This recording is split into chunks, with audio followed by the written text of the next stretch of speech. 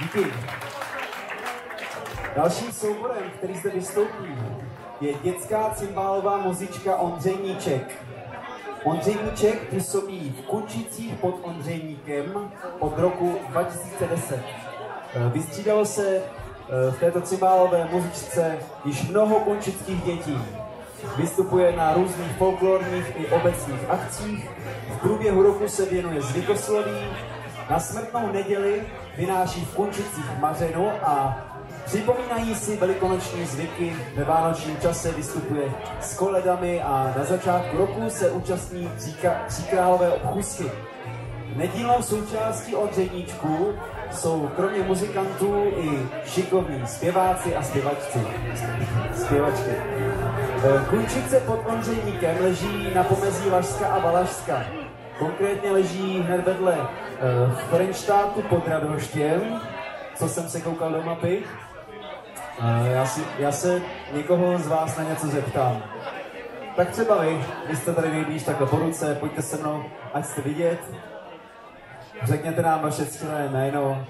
Jsem Filip Konvička. Moc nás těší, pane Filipe Konvičko. Řekněte nám, kolik lidí žije v Kunčicích pod Ondřejníkem? Něco přes 2000 obyvatel. To je slušný počet. A určitě se tam všichni znáte. No tak, každý s každým se určitě nezná, ale obec je to rozlehlá. Katastr je veliký, ale to víte, že na takových akcích, jako je Den obce a podobné, a zrovna třeba to vynášení mařeny, tak se potká spousta lidí a spousta lidí si popovídá, užije, tak jako při slavnostech podobných v jiných obcích. Jste moc laskaví, že jste dorazili až k nám sem do Lomnice. Museli jste se mít opravdu dlouho. Jak dlouho jste jeli? Měli jsme několik posádek, nedávali jsme, jak se říká, všechna vajíčka do jednoho košíku.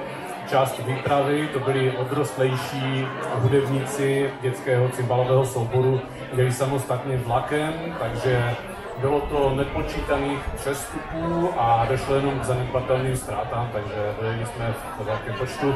Zbytek výpravy jel 2 osobními automobily, měli jsme cymbal, měli jsme nástroje, měli jsme kroje, všechno možné. Pro děti je potřeba spousta vybavení, takže všechno jsme převezli a úspěšně jsme dorazili až na místo. A byli jsme tady vřele přivítáni, za což velice děkujeme milým přátelům, organizátorům této akce. Děkujeme moc. Vidím, že ještě ladíte. Já se zeptám na takovou úplně malichernou otázku. Proč se Kunčice pod Ondřejníkem jmenují Kunčice pod Ondřejníkem a ne Kunčice pod Skalkou, která je blíž a je možná vyšší? Já se přiznám, že my tu horu, na kterou koukáme, jsme vždycky nazývali Ondřejník, že ten vrchol se jmenuje Skalka, to je pravda, ale pro nás je to prostě Ondřejník. A dokonce víme i původ toho jména Kunčice a pochází to od osobního jména Kunc,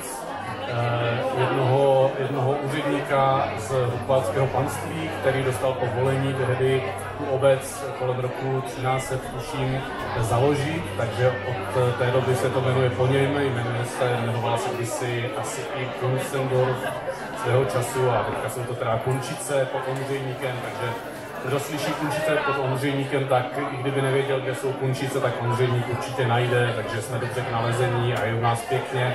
Tak jako tady, ale to je trošičku jiná krajina, takže určitě přijeďte se za náma podívat. Rádi vás. A jste více tedy Lašsko anebo Valašsko? To je dobrá otázka. Asi by na to erudovaně odpověděla naše umělecká vedoucí, Katka Niklová. Ale vedli jsme o tom několikrát debatu a myslíme si, že jsme na pomezí, že jsme na lašsko-valašském pomezí. Necítíme se úplně ani jako Laši, ani asi úplně jako Valaši. Do určitě zcela valašského Frenštátu je to, co by kamenem dohodil. Takže myslím si, že opravdu prostě neděláme úplně mezi tím moc velké rozdíly. Hrajeme písničky, které se nám líbí z Lašska i z Valašska a kombinujeme to a líbí se nám to. Máte také svého lašského krále? Ne, to ani nevím, to se přiznám, že nevím. Možná byste si mohli taky nějakého zvolit? valašským králem se říká, že je Bolek Polívka. Jo, nevím, kdo by to měl být za Lašsko, ale tím, že bychom tak na krajíčku, tak nevím, jestli bychom měli úplně rozhodující slovo v tom regionu. Možná pan starosta třeba? Možná pan starosta, ale zase to by muselo za to celé Lašsko, to by museli ty Kunčice úplně zadrnčet jako pravé lašské. A to zrovna za nás myslím, že možná úplně není, takže asi bychom to nechali opravdu na Lenovice nebo nějakou takovou podobnou oblast. Tak, já moc krát děkuji za rozhovor, vidím, že jste připraveni. Dámy a pánové, dětská cymbálová muzička Ondřej Níček.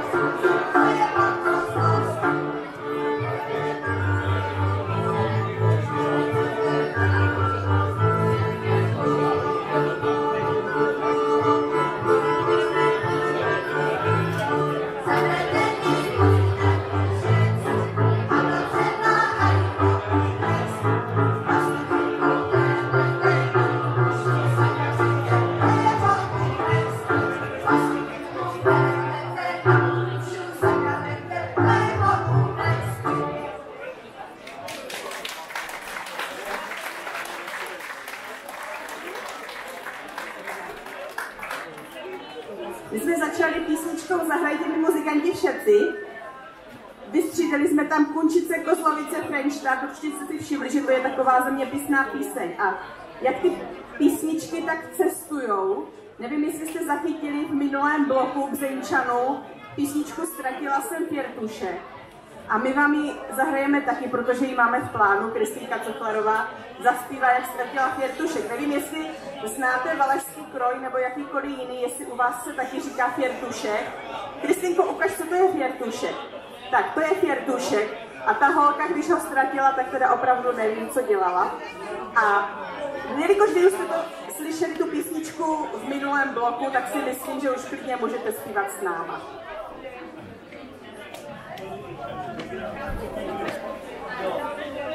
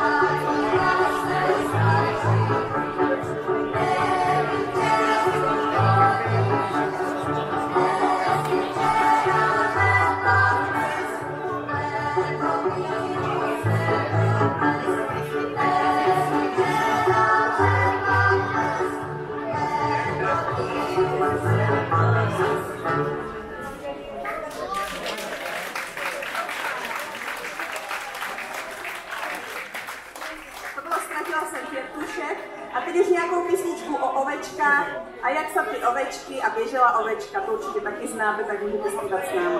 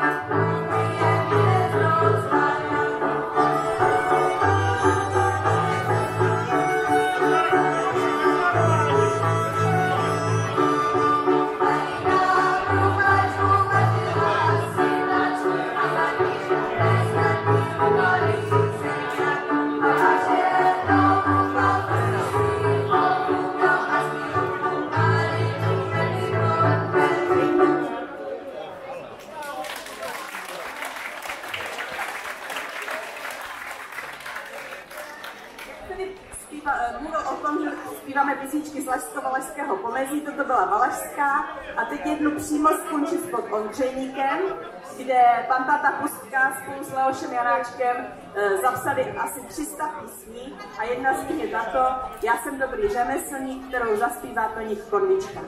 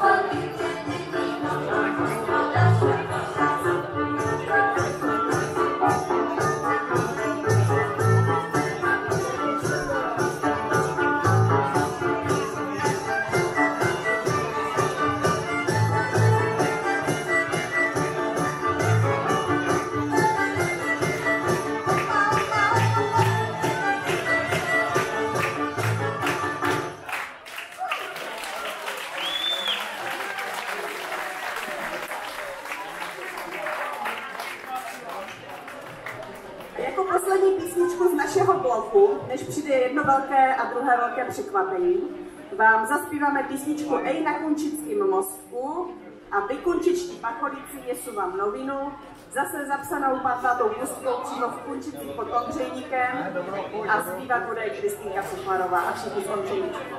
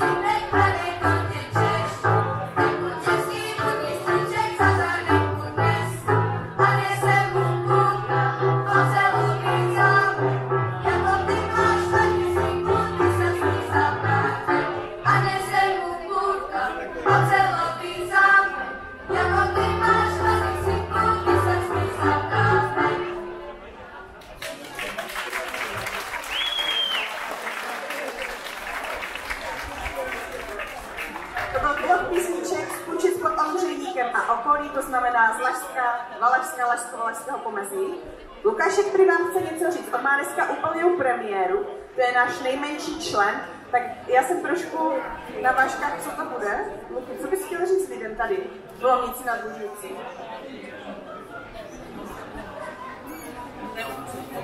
Mami. Tak, myslím si, že lepší bude, když přejdeme rovnou k tomu překvapení. A to je taková fúze tady zpěvačky Karolinky Sedláčkové a nás jako muziky ze severu, takže taková jihoseverská fúze. Ona totiž, abych vám to jako přiblížila, Karolinka má babičku v Kunčicích pod Ondřejníkem. A ona tam byla na prázdninách, teď v létě, a my jsme si vlastně domluvili, že by bylo super, kdyby jsme vyjeli někam na zájezd a tady byli tak strašně ochotní a hodně lidí, hlavně paní Marcela Božovská, že nás pozvala sem na festival. Takže proto my jsme tady, protože holky Sedláčkové mají v Kunčicích babičku. A Karolina strašně krásně zpívá, tak to bylo škoda něco spolu neskusit. Bude to písnička V širém poli hruška stojí. A když byla teda u nás na prázdninách, tak jsme to vymysleli a dneska uvidíte výsledek. Takže strašně se na to těším, je to překrásná písnička a vy se můžete taky těšit a podívat se, co z toho vznikne.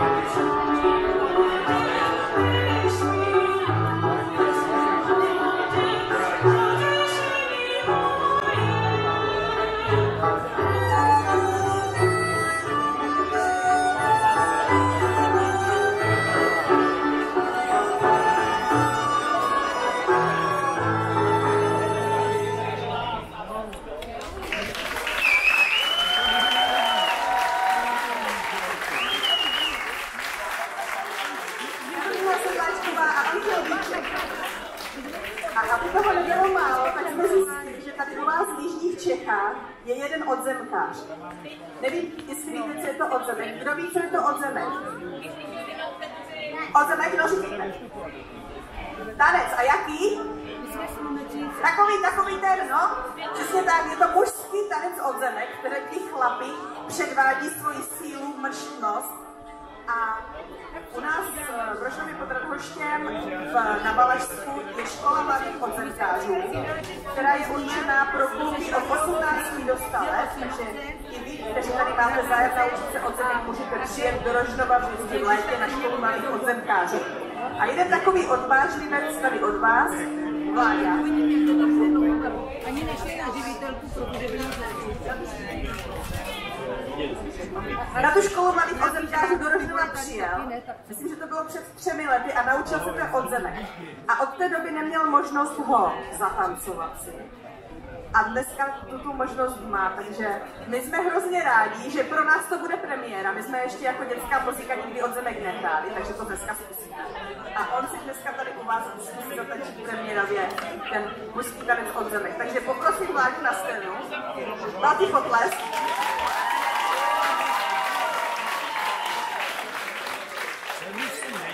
Jenomže on je to valašský tanec a tady v tom kroji nevím, jestli by to úplně šlo, tak my jsme mu donesli valašskou košili.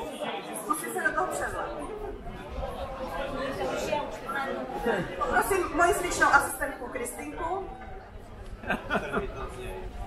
Tady košile.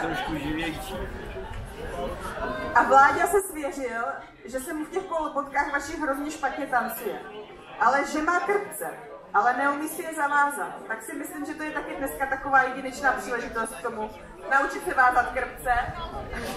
A Kristýnka musí taky pomoct. No tak to chce potlesknout, dívejte se na tu odvahu tady.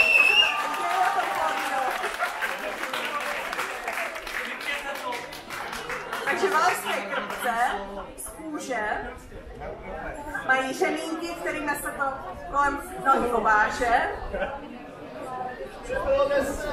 To jsem zvědavá, jestli to nebude klouzat, ty vypadají úplně neprošlápnuté. No tak to, je to prostě jedinečná příležitost to zkusit.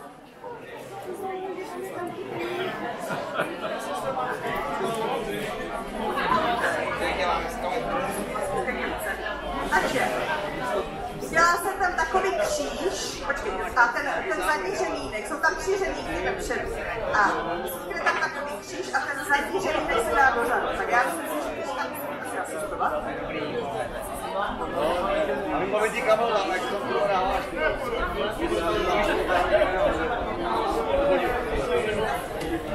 Jen to stačí důležitý.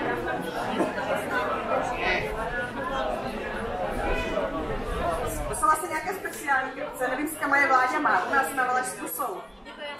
Z Rožnova. U nás na Valašsku jsou 2 výrobci, Petrčík a pan Žák. To vypadá ty mužikovské krpce. A on tam má opravdu takové speciální, když to musí zavázat kolem nohy, kolem dokola.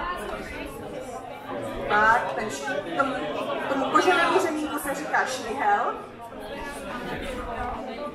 Slyšela jsem tady jednu vaši sličnou tanečnici, že ten jejich kroj, jako jo, ale že ten náš se jí líbí víc a že by se chtěla dát k nám na Valašsko, protože ty krpce, to je jako fakt dobrá věc, tak nevím, jestli po této zkušenosti bude chtít k nám na Valašsko. Tak co, jak se to daří? Jednu krpci máme? Je to zajímavé, říká Kristýnka. Ono se totiž stává, a na škole mladých odzemkářů se to taky stalo, jo? Že ten jeden kluk si to špatně zavázal a teď si to vy vidíte jako diváci, jak se to postupně odmotává z té nohy a začíná za sebou tahat ten řemínek a už vidíte, jak si to přišlápne a jak se tam bude válet po zemi a je to jako nemilá věc. Takže opravdu je nutné pořádně zastrčit ten konec, obmotat několikrát kolem té šňůrky, kolem toho švihle a ještě to prostučit nejlépe oba troníže. Někteří dokonce dělají takovou jakoby zahrádku, jak kdybyste pletli koší nebo vyšívali, takže se to tak proplete a zase se to proplete zpátky a pořádně konec nához. Tak, Kristýnka potvrzuje, že které dohlíží na to, aby to bylo opravdu dobře zavázáno, abyste neměli tady ty stresy z toho, že se ten štíhel odmotá. Tak, co bych ještě řekla k tomu valašskému tanci. Možná nevíte, ale je to zapsáno do seznamu kulturního dědictví České republiky. U nás máme zapsáno několik seznam hmotného dědictví, takhle ty věcné věci, a pak nehmotné dědictví. Naše kultura, písně a například právě odzemek. Tanec, který se tancuje na Jižní Moravě, a to je... úplně zapomněla, a jak se tam ty chlapy, jak ty kohouky na tom dolu? Verbu, přesně tak. No, my to na se to moc nebereme radši ten pořádný chlapský do rytmu odzemek, ale verbuňk je zapsaný na seznamu UNESCO a odzemek je zapsaný do seznamu nehmotného dědictví kulturního České republiky. Tak, jak to vypadá? Odzemek se skládá z několika částí. Je napřed předspěv tanečníka, který přijde před muziku, předspívá si, zažme muziko hraj a pak od pomalých figur až po ty rychlé, až úplně po ty nejrychlejší výskoky, skoky. Vláďa je připraven, vypadá jak skoro správný balák. A nevyráš to.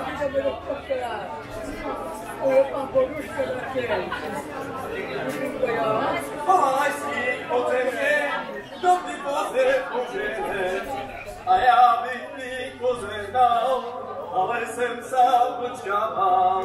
A já bych ti požehnal, ale jsem sám počkával.